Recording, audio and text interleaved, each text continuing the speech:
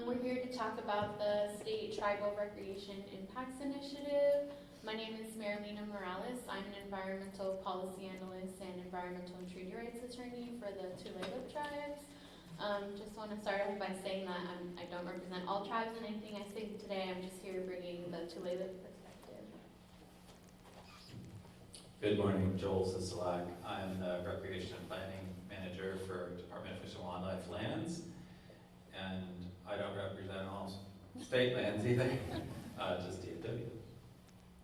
Good morning, Ben Cooksey, Senior Project Manager with DNR. One person missing from our panel is Mike Schlafman, who many of you know, and he went to work yesterday and the lights were out and they wouldn't let him in, and he wanted me to just tell you that he wishes he could be here, sends his regards, and he's not going to do an emergency trip to Hawaii or anything while he's playing around. He's with the Forest Service. But he wishes he could be here, and if we have any other questions directed towards the federal process, we'll get in touch with him later. So this is focusing on, obviously, the state process. Anything else? So Meralina's going to get us started, and then Joel will kind of dive into some more of the work group specifics, and I'll talk about the technical work group, and then we hope to leave plenty of time for question and answer at the end, so that we can all get to lunch on time. How does that sound? Yeah, like I said, my name is Meralina. I work for the Tulalip tribes. So today I'm just going to kind of give a bit of a brief background on tribal treaty rights and other tribal rights, just to kind of describe why we're engaging in this process with state agencies, and kind of why we're working to just make sure that our lands are more sustainable. So on a very basic level, there are 7 treaties in Washington state.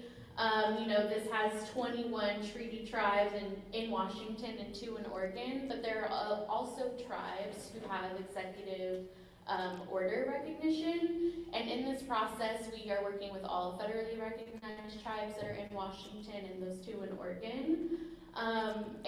Very basically, treaties come from the U.S. Constitution, Article 6. They say that, whatever is in a treaty is the supreme law of the land. And for us, we pull the rights to hunt and gather on all open and unclaimed lands and fish in our usual and accustomed grounds. And most of those, where we can access them is on state-owned and federally owned lands. So for us, it's really important that we work with our state partners in order to make sure that we have access to those resources. There are court cases that state that these resources are as important to tribal members as the air that they breathe. So, being able to access things like huckleberries and elk and other plants, and to not have them impacted not just by development but by recreation is incredibly important. So we have been engaging in this government-to-government process because tribes, like the state, are their own governments. And these treaties, say that with the right to access these things, we also have the right to co-manage these resources and the lands in order to sustain our lifeways, cultures, and health. So we have been working on this process with them for about 2 years now.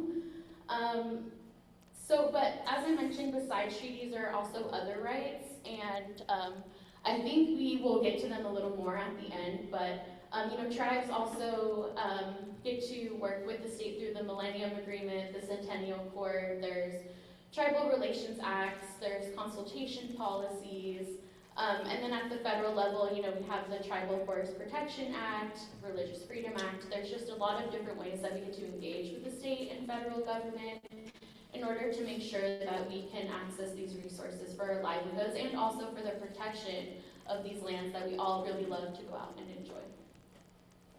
Very short. Thanks, Meralina. Thank you. There you go.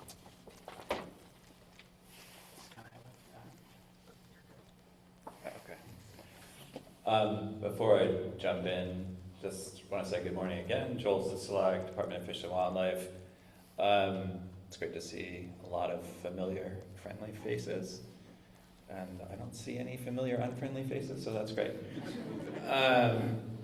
How many of you are familiar, or at least have heard of the State Tribal Recreation Initiative? Show of hands. Okay. There's some debate on whether it's pronounced Stry or Stree, and I say Stree, and that's a hill I'll die on. So it is a lot of groups and governments working together. As Meralina said, there are 31 federally recognized tribes, and then a bunch of state agencies. There's Parks and Recreation, Fish and Wildlife, DNR, GOIA, which stands for the Governor's Office of Indian Affairs, and RCO.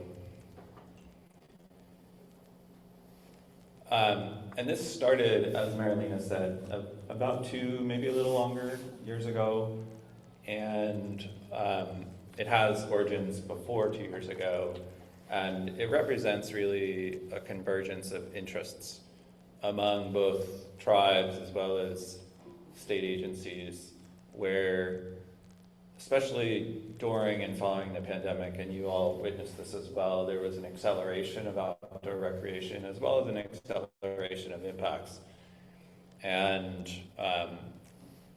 fortunately, during the pandemic, I think the agencies got a little bit better at coordination in addressing those impacts, and we want to continue that coordination, and tribes have really been helping to mobilize and stir some of that cooperation. So, and it officially kicked off, I guess, with a letter that happened in 23, 22, 21?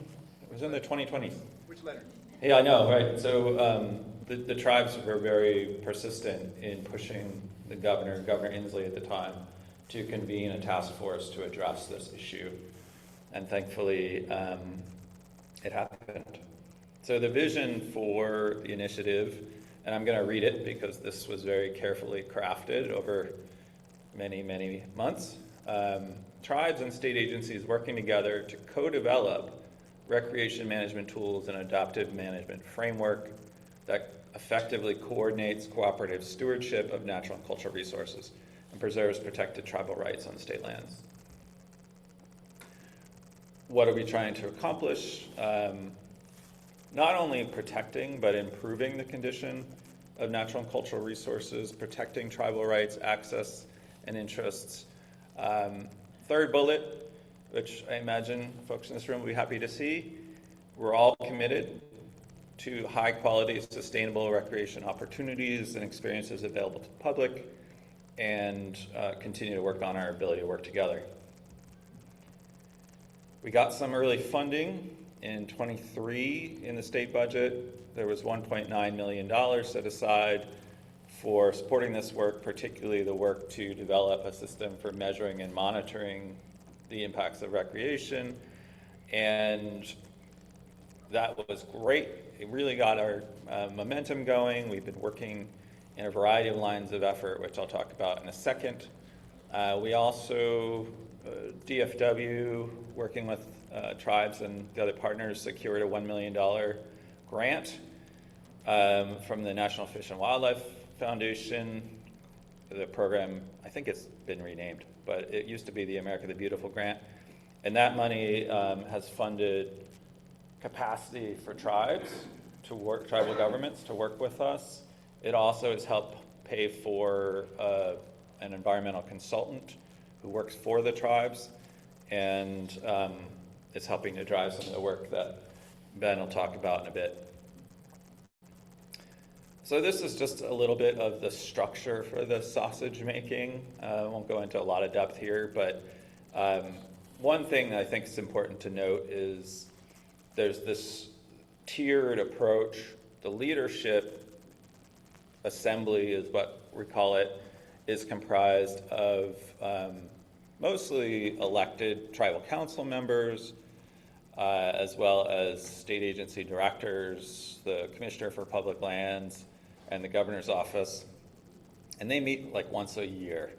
A lot of the coordination happens at the steering committee, and this is a mix of some of those same people, but also a lot of staff from the agencies and the tribes. And then we have various working groups. So we've been working on this, said a couple of times now, for 2-3 years, and one of the first big accomplishments was a commitment to work on this together, which took a while, frankly, to get there, but we did. We hired a facilitator. You know, when you have 32 governments working together, that hopefully, you know, a lot of our interests align, but, you know, we have very different priorities, we have different missions, so it's really helpful to have a third-party facilitator who everybody trusts, which was really important and respects, and we hired the Whitener Group. Some of you may know Bob or Bobby Whitener. He's been working with us from the beginning of this contracted period, and he's really been essential.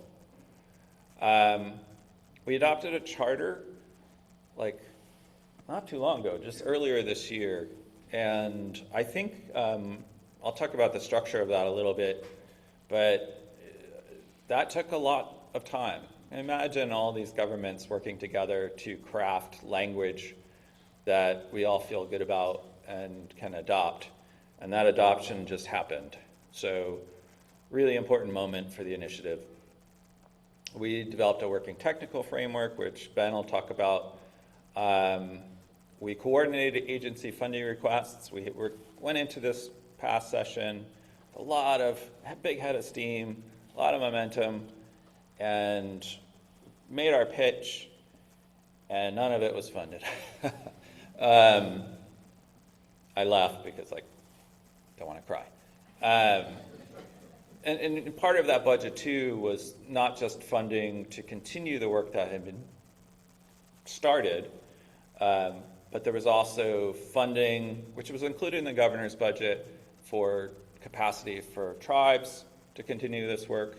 There was some of the work that had already been initiated at the various agencies that was included in that budget, and then some money to kind of grow the effort. And none of that was funded. So that was a tough pill. But one thing that we all have agreed is that, I'll just speak for Fish and Wildlife, that this work with tribes, this work to address conservation needs, both that are an impact to recreation, but also really essential to providing quality recreation. I think we can all agree that visiting places that are well-maintained and healthy is an important part of the recreation experience. So we all agreed that this is too important to slow down or stop, certainly too important to stop. So we are trying to right-size the effort with our existing capacity. This was what was in the charter. I think we can share this document for anyone who's interested. I think one of the important elements, I mean, it's all important, but one of the important elements of this charter is the communication principles. And this really lays out how do we work together as a fairly complex group with a lot of different, again, interests and governments. It talks about the structure, how we make agreements, and it also says that within a year, I mentioned that we just signed the charter, or we just adopted the charter a few months ago. Within a year, we're going to have a draft plan, which will serve as a formal agreement among all of the parties on how we're going to move forward. So we're committed to making that draft happen, even given our reduced capacity. I won't go through each bullet, but this is probably fairly understandable. One thing that's here that it's the second to last bullet, ongoing authorizing mechanism and structure. One of the things that, this initiative was funded for 2 years by proviso. We didn't get that funding again. We want something that will make this effort permanent and give us sort of the ability to, the justification for whatever happens with future budgets is that we're going to keep going and we're committed to this. So whether that authorizing structure is an executive order or a statute, we're not sure, but the integrated plan will recommend that. I think with that, I'll turn it over to Ben. Thank you, Joel.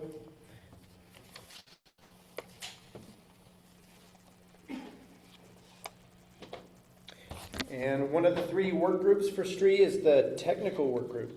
So I'm going to get a little more into the details of what goes on behind the scenes with the really big star asterisk that everything we're doing is in very draft form right now and could change it at any one of our many, many meetings where we come together and try to hash this out. So I want to give you the best picture that I can, knowing that it's still a work in progress. This work group, a technical work group, has brought together some of the most senior scientists and planners from the 3 agencies. And they let me stay in the work group if I promise not to pretend to be a natural resource scientist. So as a park ranger and a recreation project manager, I've spent a lot of years doing this, what's on the screen. And that is turning the beautiful woods into trailheads, in some cases really big trailheads. And on the other side you see a spec multi-use trail. And all along, in the back of our heads, I'm now collectively saying, we have often asked, why are we doing this here? And how big should this be? And what impact does this have on the critters, the plants that I don't know about, that exist on the other side of that ridge? And that's been a concern of mine for many years. And so when this project came up, I raised my hand and was invited to kind of join the course. So of course, anyone who's spent a lot of time managing outdoor recreation and trails knows that the majority of what we already do is to manage recreation impacts, right? We harden certain landscapes to funnel the hundreds and thousands of people into certain areas, and that's done with a lot of thoughtful planning. I'm just going to switch here.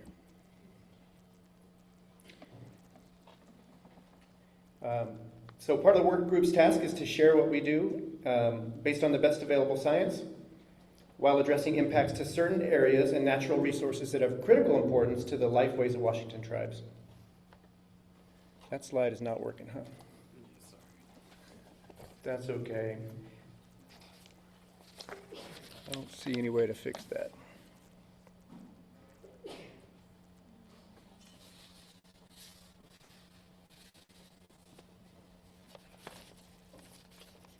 What slide number is that? Can you tell? Oh, 13.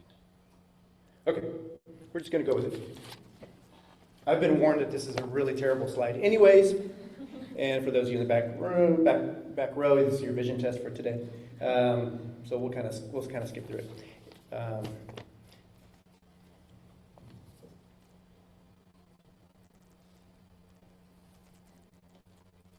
I'll see what I can share that makes actual sense for this slide. You can't see the top, you can't see the bottom. That's all right. So this is our adaptive management framework that Joel mentioned to you earlier. This is trying to capture it in a visual sense of all the different complex variables that go into trails planning and management.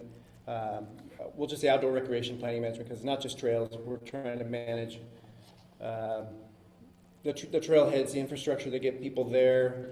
And then, of course, the focus we want to get to is what are those impacts to natural resources of concern to the public, to tribes, to protect treaty rights and other tribal rights. We're trying to answer these really, really, really tough questions, and the more you think about it, the bigger the process gets. So we get a really complicated visual thing. Here it is on the screen.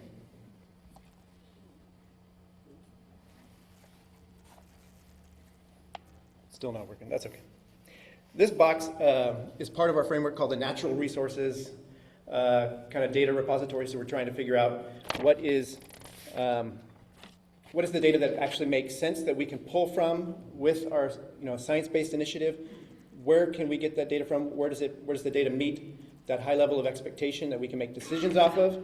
There's lots and lots of data flying around out there. I'm not a data scientist, so we rely on data scientists and other groups and people who really know their stuff to help inform which data goes into our adaptive management framework.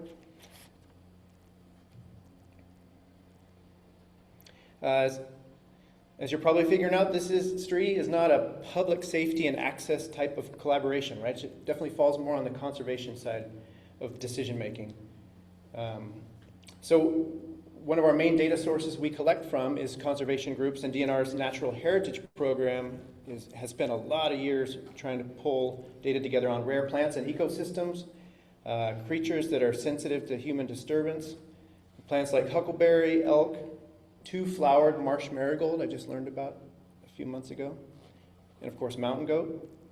For some natural resources we have remotely collected data, but for others we rely on data from the field, such as our cataloged element occurrences in our WNHP, Natural Heritage Program database, the Data Explorer, and then of course we want to integrate studies that are done by academia and by tribes.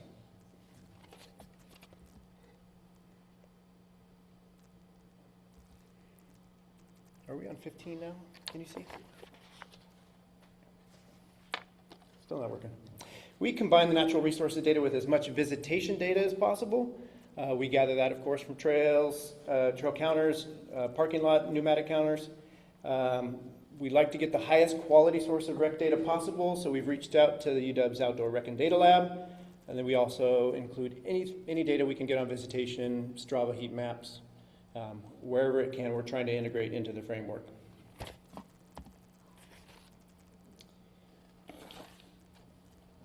This box says geospatial risk assessment at the top. That's a really fun word. It only took us 2 months to come up with that. I wish you could see it.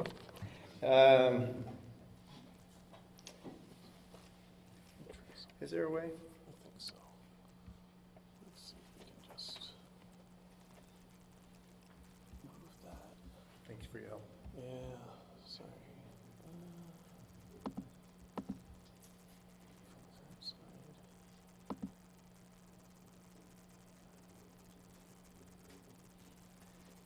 Don't we just love technology? It just works so well all the time. Maybe if we leave it, oh, I was gonna say, maybe also if we just leave it Ah. out of presenter mode. There you go. You can drag it around. I don't have another hand to do that. I'll do it. No. There you go.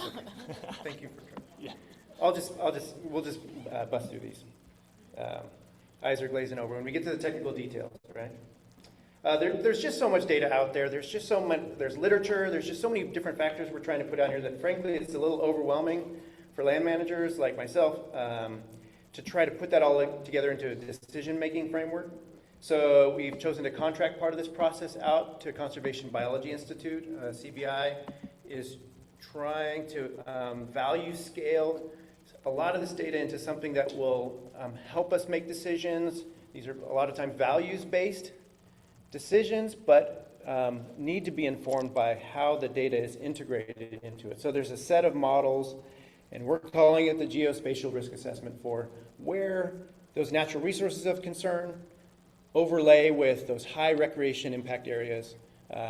So you can see here on the slide we got areas of high recreation impact on one side of the model, and on the other side we have the natural resources and the landscapes and the landscape setting, and that depends on what you're trying to assess for, what you're measuring, where you're measuring, and then in the middle you have this union in the model of the potential rec impacts. And that gives us our high level, statewide kind of glaring red light of like, you need to look at this area first. You think you may know what's going on out there, but have you taken the time to really check this out? So the computers are telling us one thing, but we have to ground truth that. We have to go out on the landscapes and work with our land managers, work with tribal representatives and traditional ecological knowledge, and we have to ground truth what the model is actually telling us.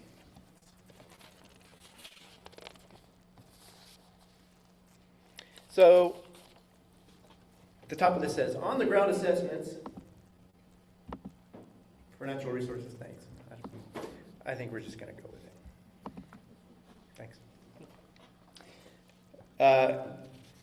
On the ground assessments is where kind of the rubber meets the road. We take that data, we get out in the field, we work with local land managers, and we see what's actually making sense. We ground truth the models. Again, an area that's a little over my head, so I'm not going to speak with any authority on this, but I work with a lot of scientists who know what they're talking about.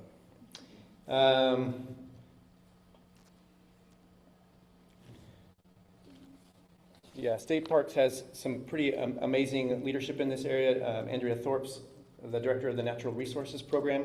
She's really leading the way here with collecting ecological integrity assessments, doing species and population surveys, and she's also supervising grad students doing some pretty amazing work, primarily on state parks land, and talking with all of the various programs within state parks and different agencies to collect trails maintenance data, and all that complements their land classification process known as CAMP, some of you might be familiar with, land classification and management planning. So one of the great things about this collaborative is that DNR and the other state agencies can learn about how land classification works at state parks. You'd think we would have done this 10, 20, or 30 years ago, but nope. We're just now getting to that beautiful collaboration where we can learn from each other. One of my favorite parts of the process.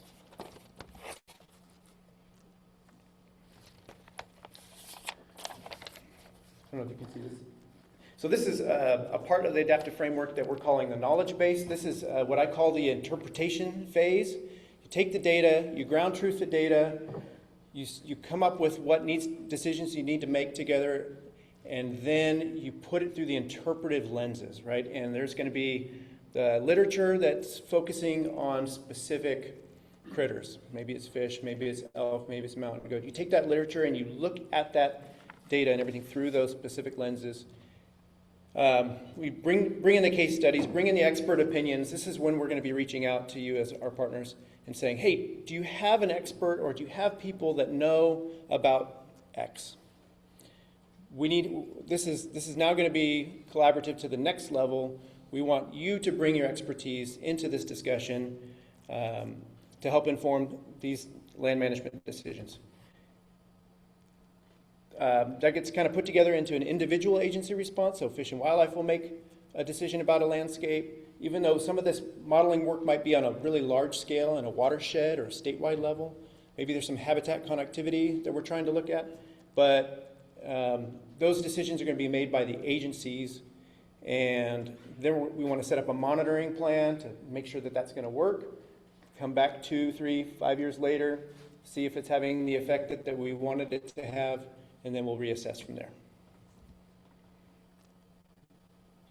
All right, thanks for bearing with me on those slides. Meralina, you want to close? Sure.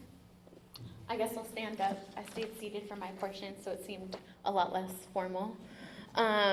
Yeah, so next steps in what I call the STRI process, because I like it because it's 2 I's. It just makes sense to me. I know, I think I'm in, the small portion of the group that calls it that. I think everyone has taken lead from a lot of our state partners calling it STRI, but that's okay. So next steps for us, we have phased implementation. As Ben said, we're going to be refining this technical piece a little more, still looking at more data, kind of going out, seeing how we can implement some of these things. And eventually we will be reaching out to our outdoor recreation partners. We know that groups like all of you have a lot of knowledge on the land. You know the conditions of the land. You know what some of the resources are currently looking like. And we just need to get there so far once we kind of further establish ourselves. But we know that recreation groups have a lot to offer us. And we have a lot to offer for you and your recreation experience. As was also said earlier, we are also kind of starting to think about how we're going to integrate the federal government and federal lands into this process. Obviously, that has not been so easy the last year, but we're working on it. And we're going to continue to seek capacity funding, which, just like all of you, we are kind of hitting a wall in that. But for, recreation groups, we recommend reading the Tulalip Tribe's Recreation Boom Report. You can literally just Google that and, you'll kind of see where, why we have kind of come to the table and say that, some of these are having impacts on natural resources, kind of lays out some of the science. really plainly. Also, there's things like the outdoor recreation plan, who kind of reference this initiative and how they think it might be incorporated in the future. And also, if you really care about, having a good recreation experience filled with lots of pretty plants and animals in the future, as we get into the legislative session, reach out to your legislators. We'll be reaching out, asking for funding, asking for, just support in general to continue this process. And like I said, when we get to that part, please offer your expertise, and we would love to work with you in the future. And that's it. We are having a Q&A. Yeah. Thank you, Oh, Meralina. yeah, of course. Beth, do you want us? I can ask questions, I can bring the mic out too.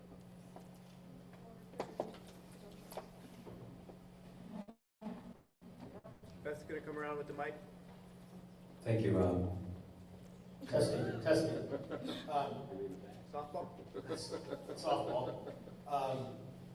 For the last couple of years, I was the only direct report of Peter Herzog, and so I got to watch a little bit behind the scenes of the sweat and blood, and I guess maybe even sometimes tears of the process the last couple of years. So first, just the tip of the cap to the work that y'all are doing.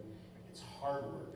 It's very hard work, and so keep the momentum going however you can. And that kind of leads me a little bit to my question, more on the state agency side. So funding's gone. So is this the capacity? Is this in the 5% other category for your work job? Is that how this is moving right now? Oh, you don't want to talk about it? It's, as Joel mentioned, it's too important to lose the momentum that we worked so hard on for 2 years, so we're just going to find a way. It's 5% some days, it's 100% some other days, and it's where this beautiful intersection between environmental justice and human rights meet. It's a priority for the agencies, it's a priority for the Commissioner for Public Lands, it's a priority in the Horse Strategic Plan. So while there's not direct funding yet, we're going to try to keep the wheels turning. I think that's all I can say, really. Yeah, we did do some digging in our collective couch cushions, and did identify at least some funding at DNR and DFW to continue paying our facilitator.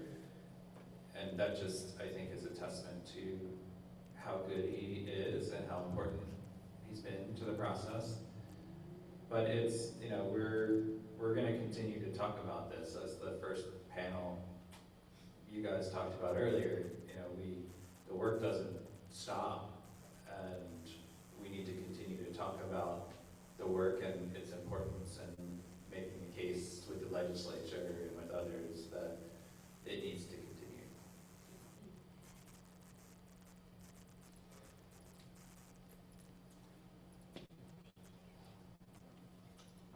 I'm Karen Edwards with the Recreation and Conservation Office. I had the pleasure of working with Joel Sisolak at Department of Fish and Wildlife, and I just want to echo what Rob has said about this is not easy work, but it's critical work, so kudos to you all for the amount of effort. Is there a plan from the state agencies to go back to the legislature in the supplemental or future biennia to hopefully get some of this funding back for this critical work? Thank you, Karen. There is certainly a plan to go back to the legislature to support this work, and I can't speak in this moment to the supplemental session, but if you looked at the slide that I showed that described the structure of this effort, you might have seen the box that said legislative worker.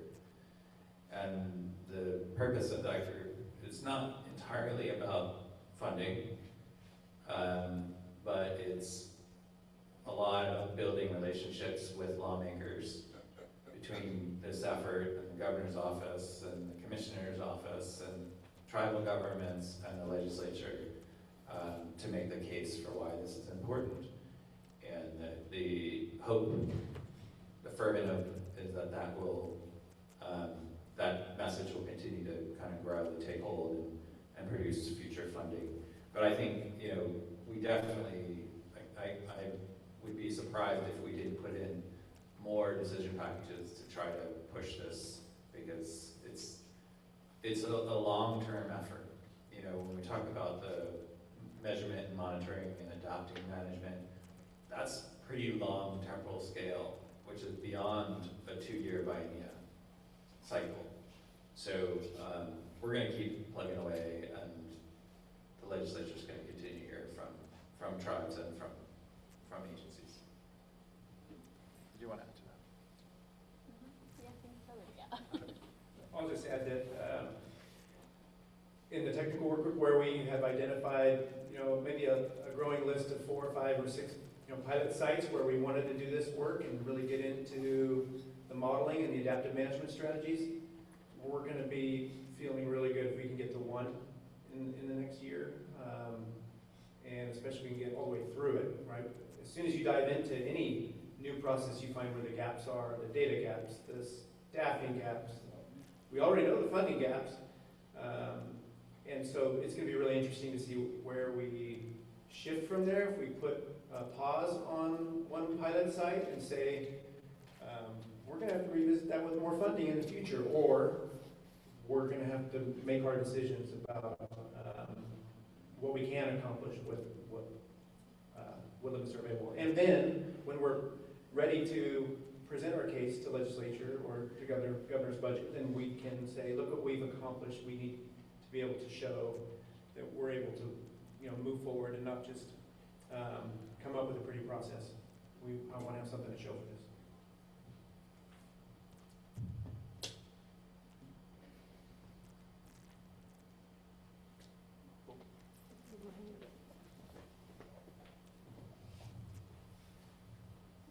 One of you mentioned state agencies getting a better understanding of each other's land classification and management. I'm curious if any of you have anything along those lines to share about, are there unintended benefits of this process that weren't like part of the original vision? Yes. I think siloing has come up a few times in the conversations this morning. And, the state government is rife with that as well. And I say that, I'm not proud of it, but it's true. I think a lot of times we're so busy keeping our heads down and working on what's right in front of us that it's hard to sort of pop out of the gopher hole and look around and see what the other agencies are doing. We know that DNR and DFW serve our visitors better, and we serve our conservation goals better when we're aligned. Especially given the patchwork of land management and land ownership in the state. A lot of users have no idea whose land they're on. So it doesn't make a lot of sense for the rules to change when you cross this imaginary invisible line.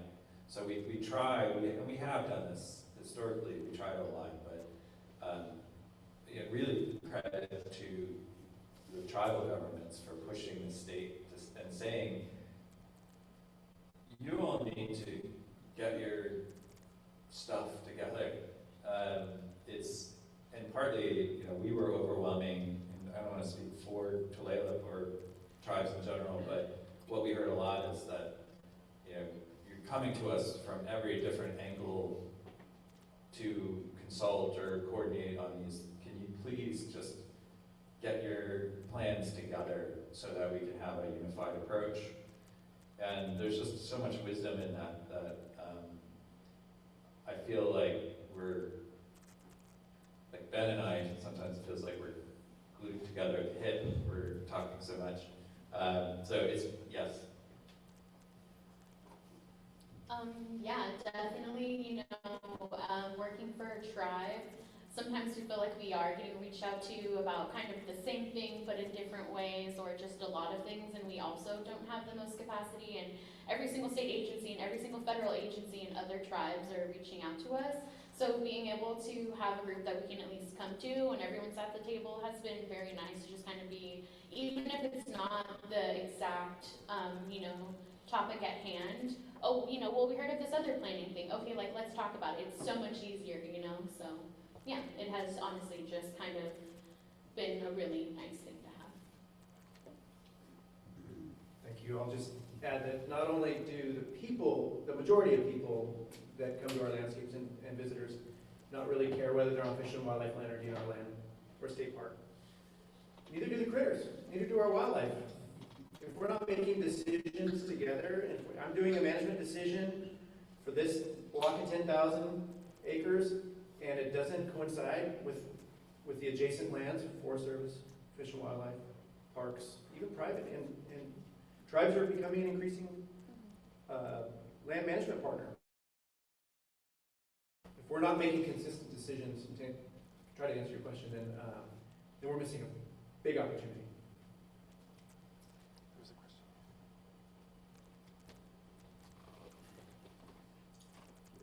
I'm just curious about the recreation boom report. Yeah, I wasn't too involved in the making of the report, but a lot of some of what they looked at is a lot of research that came out of Colorado, things like how is a large group of people being on the landscape, even if they're only hiking and not trashing anything, how is that making elk react? Oh, well, we can see they're trying to stay at least 1,500 meters away from a trail. Or depending on what time of year is it, how are bears reacting? Well, they're abandoning their dens and they're abandoning their cubs based on the type of recreation, the time of year, and the time of day.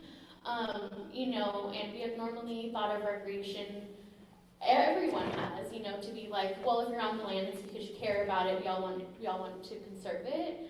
And then when you start to look deeper and you start to actually look at patterns, we're seeing like, well, there is some impacts, and how can we lessen that? How can we plan just for better sustainable recreation so we don't love the land to death? And it's basically kind of what it gets at. Yeah, just a research review essentially, yeah. And I highly recommend it. And it's a literature review for the most part, and it makes the case that just that recreation, even practicing leave no trace, has an impact.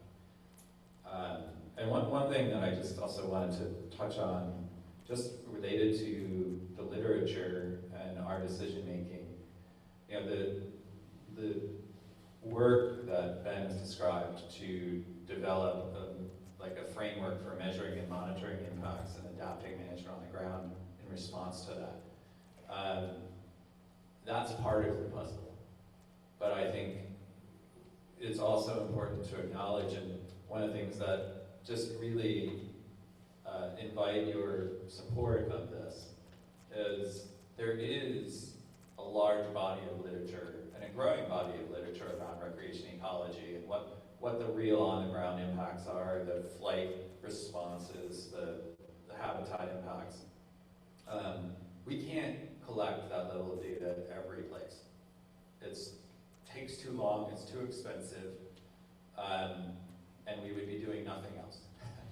So one of the things that we try to do in making decisions about opening and closing or designing and planning areas is, we look at the literature, we try to incorporate some kind of study on the ground to support the work, especially if we do a closure, we want to see how effective the closure has been.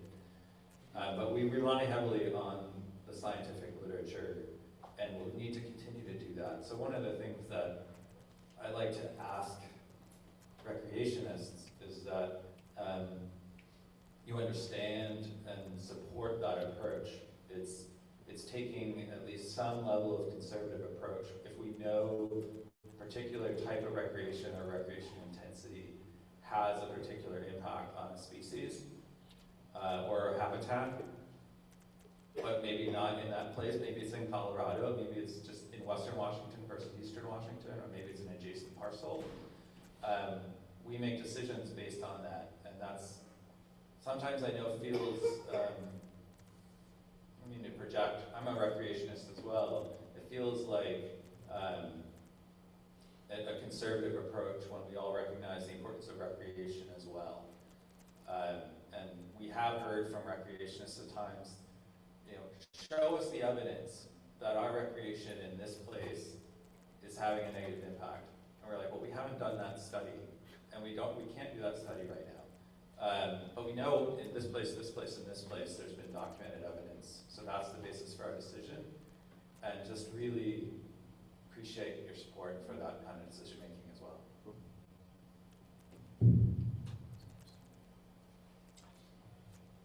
Thank you for your questions. Keep them coming. Any more? Want to get a little hungry?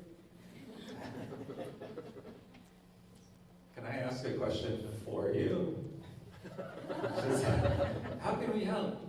And I know that this question has been asked a lot, and it's deeply appreciated. And I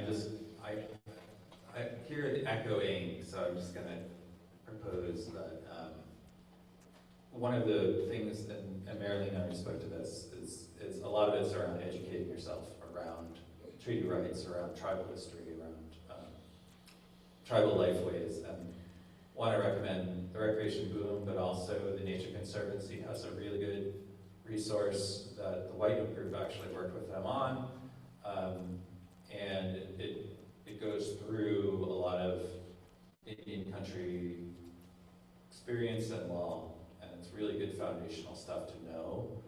And then also just, I think, do what you do, which is just work with your constituents and help them understand the pressures on these places. And it's not just about needing more recreation opportunities, but it's really taking care of these places that make those recreation opportunities special.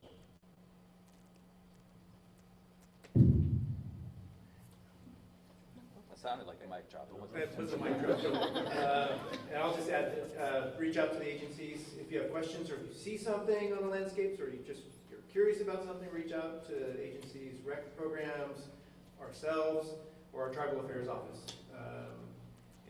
And we can actually make that connection between what you're seeing and doing out there and the tribes that we work with every day. So don't feel like you got to sit with that knowledge and just stew on it. Reach out to us and let's make good decisions together. I also just want to call out Sarah, who's here with the Snoqualmie tribe, served on a similar panel in another setting, so also a wealth of information. I totally forgot you said something, and yeah, definitely educating yourselves is really great. Lots of tribes are putting out lots of resources now about this. The Northwest Indian Fisheries Commission also has a recreation working group. I think they have something on their website for that. Yeah, reporting, I think, to the state is also really helpful because we also are, as Joel said, we have data gaps, and that will really just help us inform this work. Thank you. Thank you. Thanks, everyone.